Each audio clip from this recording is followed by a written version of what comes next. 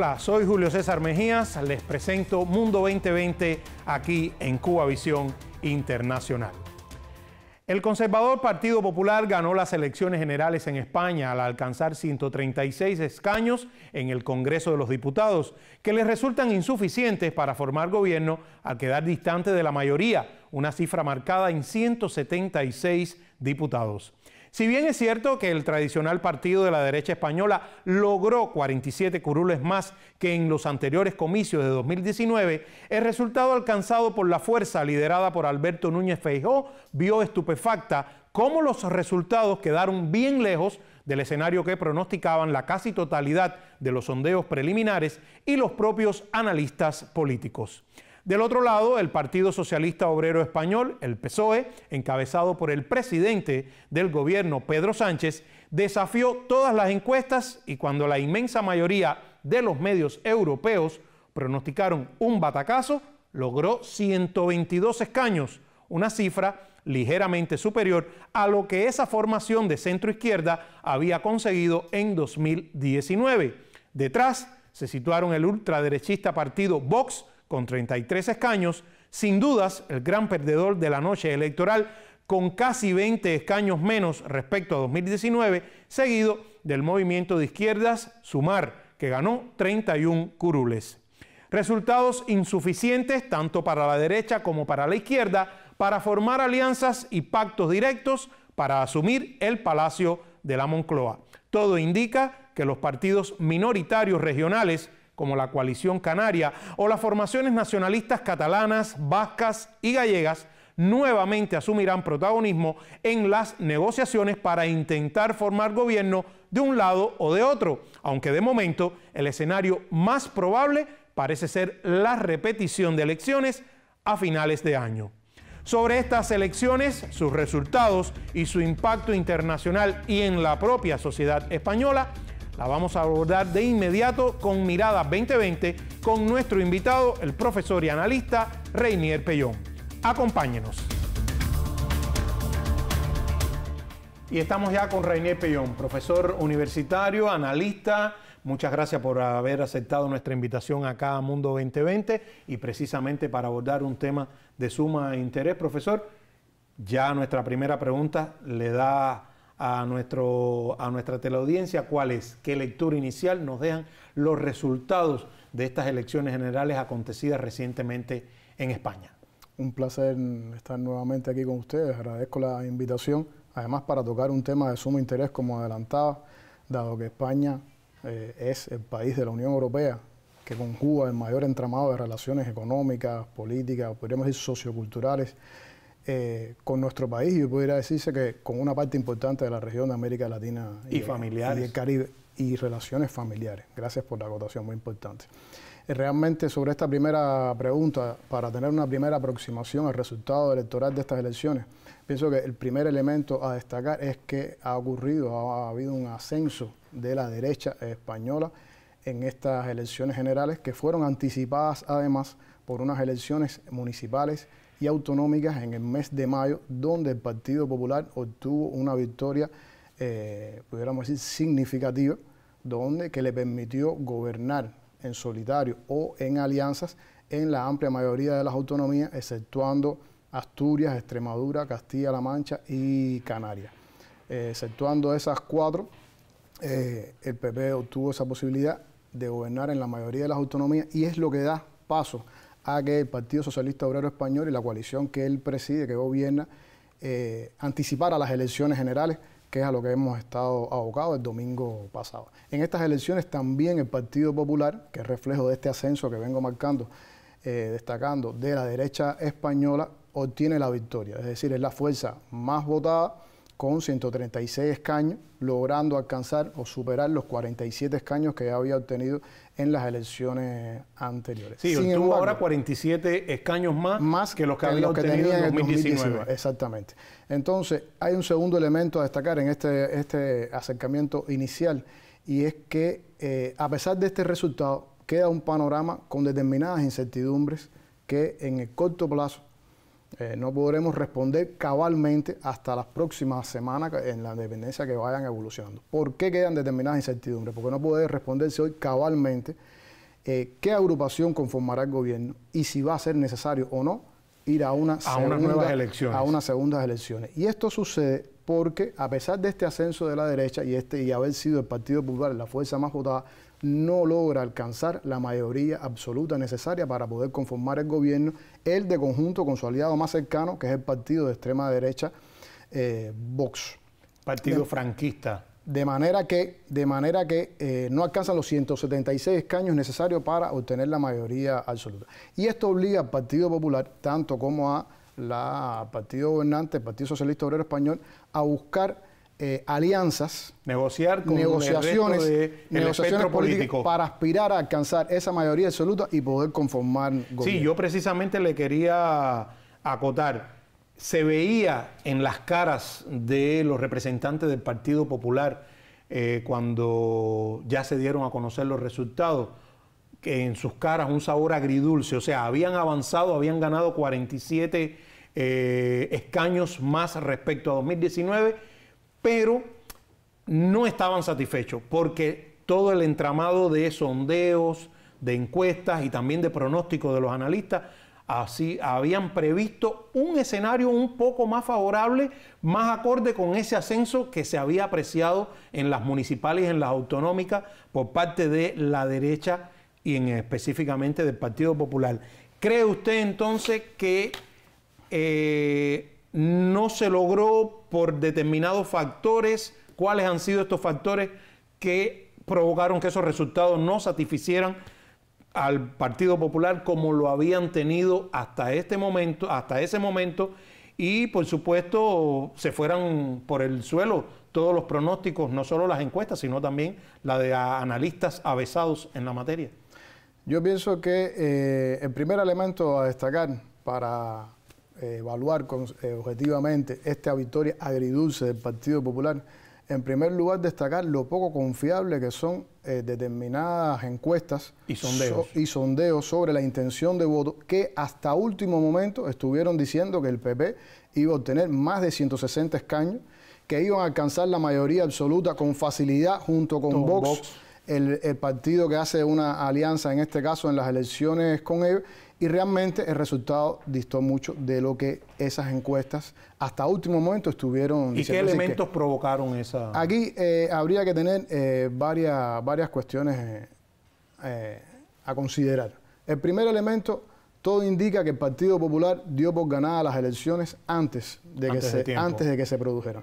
Y esto provocó cierta desmovilización de las fuerzas de derecha. Incluso él no participó en el último de los debates que se debía hacer a cuatro manos, que era en fechas muy recientes, ya así muy próximas a las elecciones, y donde quedaban un número de millones de electores indecisos todavía por definir cuál sería su voto, y el líder del Partido Popular decidió no asistir a ese debate, donde se analizaron temas de mucho interés, de mucho impacto para la sociedad española, vinculado con el tema de las pensiones, vinculado con el tema de empleo, vinculado con el tema, en definitiva, socioeconómico, de vivienda, otros asuntos sobre las minorías, sobre las nacionalidades, y donde el PP estuvo representado por el partido de extrema derecha, pudiéramos decir, aunque él no lo asume como tal, porque no estuvo presente el Partido Popular. Ese es un elemento. Pero al sí estar Vox, el mensaje que captaron los electores era el de Vox, como el de toda la derecha. Exactamente, ese fue un elemento. Hay otra cuestión, y es que aunque hay un poco margen de tiempo entre las elecciones regionales y las elecciones generales, ya se habían conformado determinadas alianzas de gobierno en determinadas autonomías españolas. Y esos programas de conjunto del Partido Popular y de Vox ya habían salido a la luz pública. Y había algunos elementos que movilizaron el electorado de izquierda, pudiéramos decir. En rechazo a esas alianzas de Vox. Hubo varios temas que, pudiéramos decir, activaron las alarmas. Entre ellos, una oposición a las leyes de géneros, para defender que Vox tiene unas posiciones restrictivas con respecto a esto, negativas, y habla de incluso eliminar esas leyes, las leyes LGTBI que se habían hecho de en discriminación de las minorías sexuales, de la propia presencia de la mujer en determinados elementos de la vida económico-social española. Exactamente, que la sociedad española consideró que era un retroceso con respecto a determinados avances que se habían dado en el terreno social. También el Vox, que está en alianza con el PP, había durante toda la última legislatura se había opuesto a legislaciones que habían sido de determinada sensibilidad para la sociedad española y que pueden haber influenciado también en esa movilización del voto de izquierda a última hora y que dio al traste con que ellos pudieran obtener la mayoría absoluta. Entre ellos está el tema de las pensiones, de revalorizar las pensiones, a lo cual el Vox estuvo opuesto todo el tiempo. También está el tema del salario mínimo, donde también el gobierno, la alianza de gobierno había apostado por un incremento de los salarios mínimos y también Vox votó en contra de esa ley. El no reconocimiento de los problemas medioambientales por parte de Vox. Es decir, todo esto fue utilizado inteligentemente en la campaña del PSOE y de las fuerzas que agrupan alrededor de esta formación política para socavar las bases electorales de la derecha y en definitiva dar al traste con que no obtuvieran esa mayoría absoluta necesaria para hacer gobierno. Ahora bien, en el lado totalmente opuesto, la formación Sumar, encabezada por Yolanda Díaz, quien es actual vicepresidenta segunda del gobierno de coalición del PSOE con Unidas Podemos, ahora no es Unidas Podemos, sino le llamaron la formación Sumar, pese a quedar en cuarta posición, se mostró muy satisfecha con los resultados alcanzados por la formación. ¿Cómo valora este resultado de una formación que agrupa a varias fuerzas de la izquierda española? Yo pienso que el resultado es positivo. Sobre todo debemos tener en cuenta que al interior de la Fuerza Sumar existieron determinadas decisiones, determinadas divisiones internas que laceraron también la cohesión del voto electoral alrededor de esta fuerza. Y a pesar de este elemento, logran obtener un resultado significativo que logra obstaculizar esa mayoría absoluta de la derecha, junto con la extrema derecha, pero sobre todo yo pienso que para valorar objetivamente este resultado de Sumar, habría que tener en cuenta no solamente la cantidad de votos que obtuvo y la cantidad de escaños, sino el significado que tienen esa cantidad de votos y esa cantidad de escaños. En primer lugar, logra frenar la mayoría absoluta de la derecha. De la derecha española. Pero en segundo lugar, brinda importantes posibilidades para que el PSOE, de conjunto con otras fuerzas de izquierda, incluyendo, por supuesto, acudiendo a determinadas fuerzas de los nacionalistas, puedan conformar gobierno. Es decir, que el significado de los votos de Sumar gana en importancia, a pesar de que se redujeron en cantidad de representantes en el Congreso con este resultado electoral. Es decir, que es un resultado positivo y significativo al interior de España. Nos quedan otros temas, pero le propongo al profesor Rainier y a la teleaudiencia ir a una pausa y en minutos estamos de vuelta acá en Mundo 2020.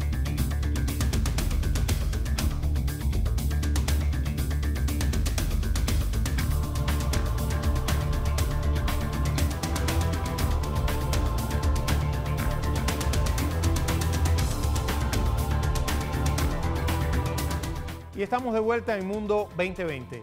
Dos posturas han llamado poderosamente la atención tras las elecciones. De un lado, la actitud positiva y colaborativa por el bien de la sociedad española que ha enarbolado la líder de Sumar, Yolanda Díaz, actual vicepresidenta segunda del gobierno de coalición que encabeza Pedro Sánchez. Díaz ha reiterado su disposición a trabajar con todas las fuerzas dispuestas a negociar para que en España continúe un gobierno progresista. Y en las antípodas, la ultraderecha franquista de Vox, su líder, Santiago Abascal, se mostró irascible desde el cierre de los comicios y no es para menos, tras perder casi un 40% aproximadamente de los curules alcanzados en 2019. Abascal incluso arremetió contra el PP por lo siguiente, y lo cito, regalarle los espacios a comunistas y terroristas, y vociferado la promesa de seguir batallando como la única alternativa real del país ibérico.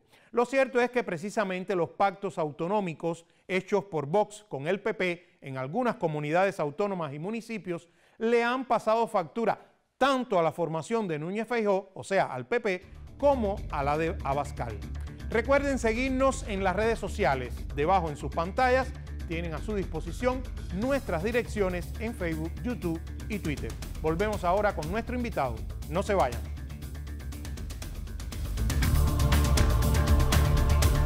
Y estamos de vuelta acá en Mundo 2020 con el profesor Rainier Pellón.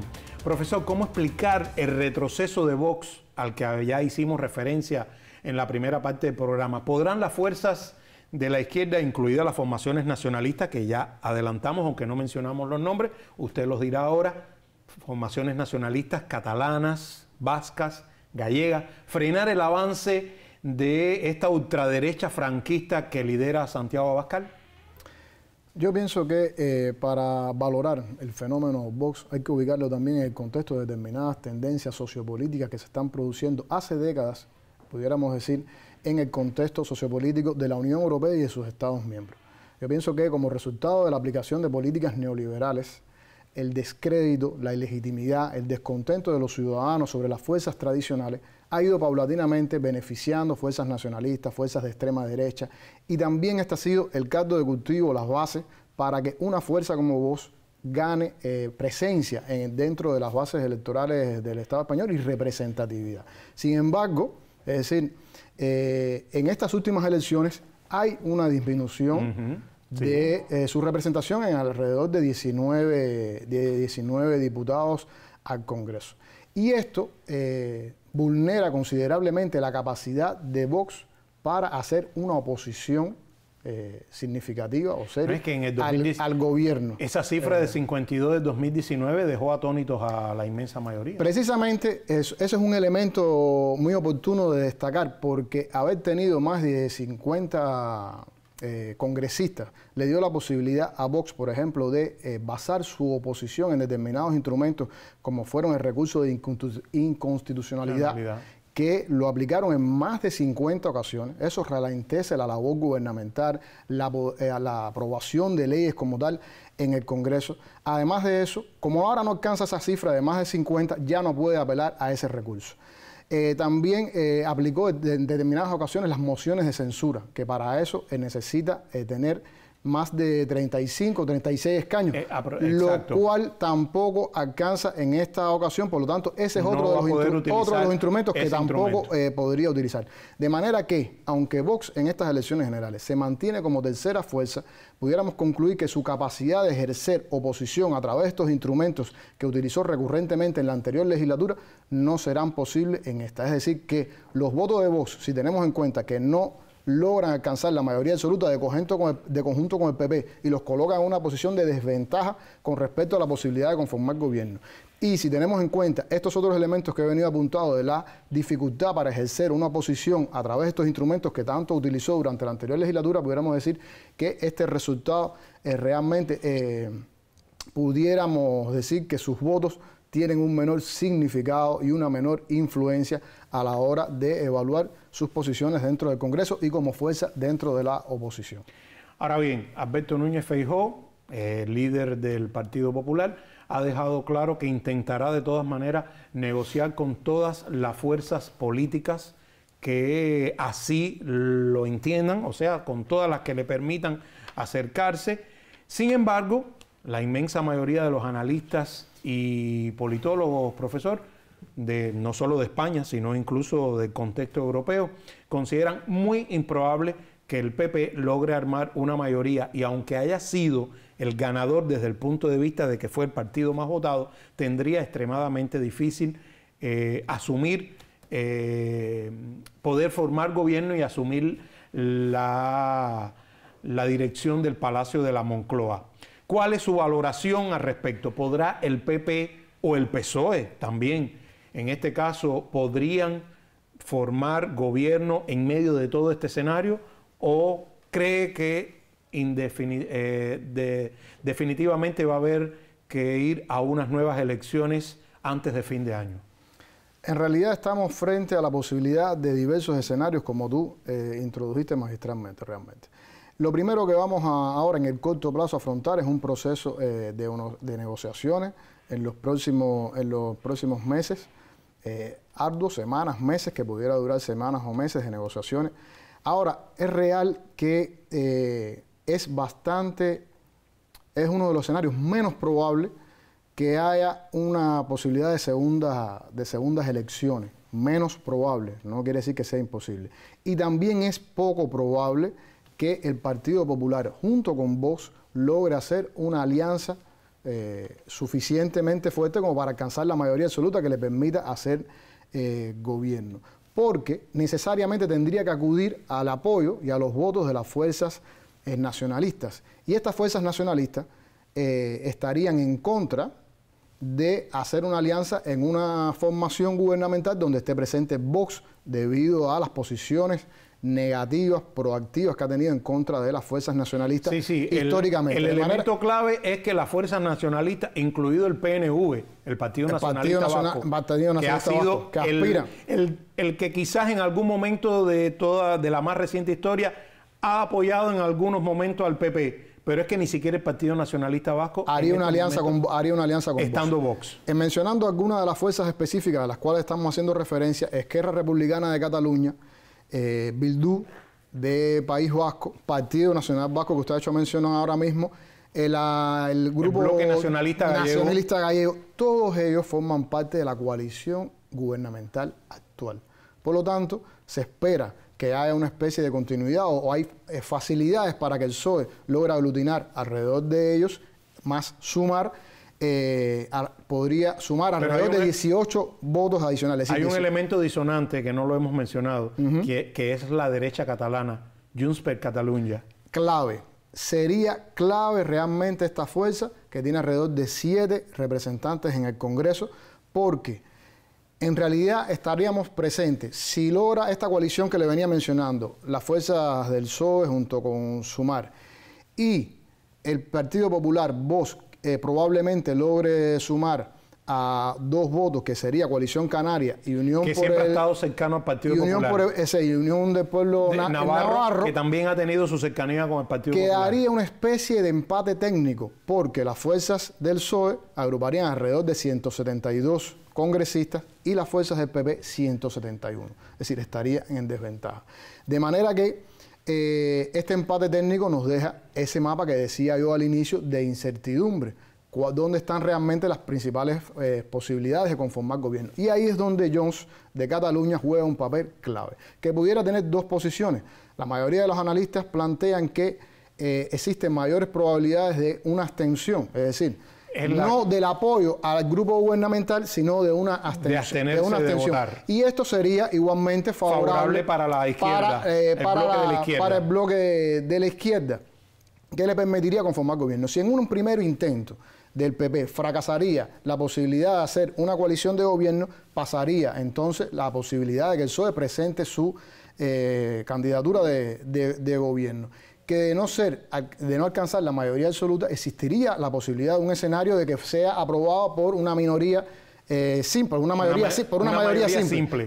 Calificada también. Exacto, por una mayoría simple. Y, por supuesto, no se puede descartar entre los escenarios la posibilidad de que esto no se produzca, aunque es el escenario más probable realmente hoy y la coalición que tiene más posibilidades de formar gobierno, entonces habría que ir a unas segundas elecciones, que es lo que consideramos el escenario menos probable realmente. Llegará ese momento y podríamos incluso volver a tomar el tema acá en Mundo 2020, pero no quiero perder la ocasión de que, aparejado a estas elecciones, recordarle que España asumió recientemente y por 5ª vez la presidencia del Consejo de Europa, y como tal a quien vimos ejercer fue precisamente a Pedro Sánchez durante la más reciente cumbre entre la Unión Europea y la Comunidad de Estados Latinoamericanos y Caribeños, la CELAC.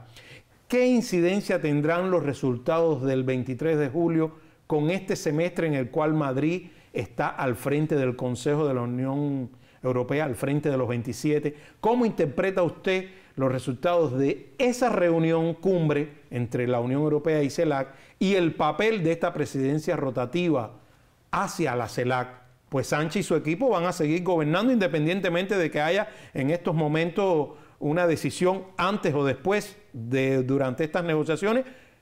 Sánchez va a seguir estando en el Palacio de la Moncloa por un cierto tiempo y eso no es un detalle menor. Coincido plenamente con el enfoque que has planteado. Yo pienso que es evidente, en primer lugar, es importante destacar que este proceso del cual hemos estado describiendo, de conformación de gobierno, de tejer alianzas, hasta que se conforme un nuevo gobierno, va a ocupar parte importante de las prioridades y del tiempo de la agenda política del PSOE.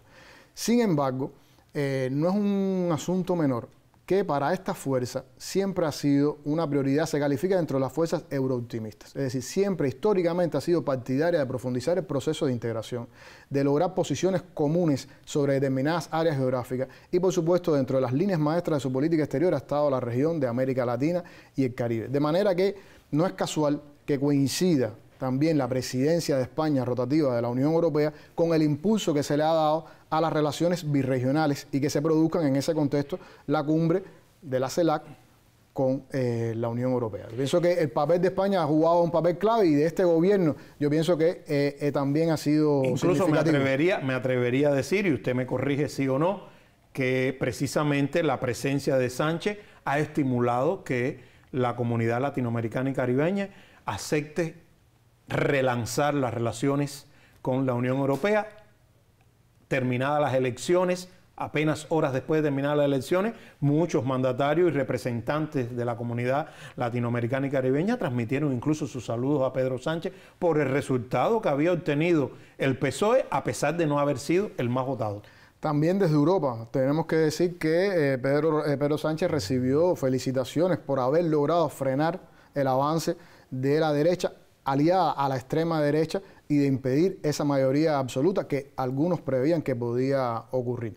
Yo pienso que, además de este elemento, hay que destacar que la cumbre CELAC Unión Europea y que la América Latina y el Caribe haya vuelto a la escala de prioridades externas de la Unión Europea, no solamente responde al interés de España de que esto se produzca. Por supuesto. Hay un elemento clave que está detrás de esto y es el interés de la Unión Europea de acceder a determinados recursos dentro de la región. Recordemos que la Unión Europea afronta una situación de crisis económica significativa que se prevé que pueda agudizarse en los próximos años, que además ha visto interrumpidas las cadenas de suministros de producción y de suministros globales a partir de la guerra, del conflicto en Ucrania y de las políticas de sanciones contra Rusia.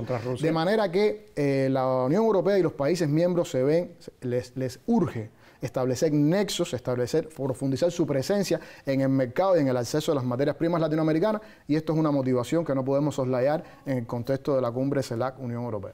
Bueno, estoy seguro que se nos han quedado muchos puntos que nos hubiera gustado abordar, pero el tiempo es implacable. Ya será en una próxima entrega de Mundo 2020. Recuerde que vamos a estar pendientes y contamos con su presencia acá cuando sea necesario. Será un placer. Entonces ha sido todo por esta ocasión. Nos vemos, por supuesto, en otra emisión de Mundo 2020 aquí en Cuba Visión Internacional.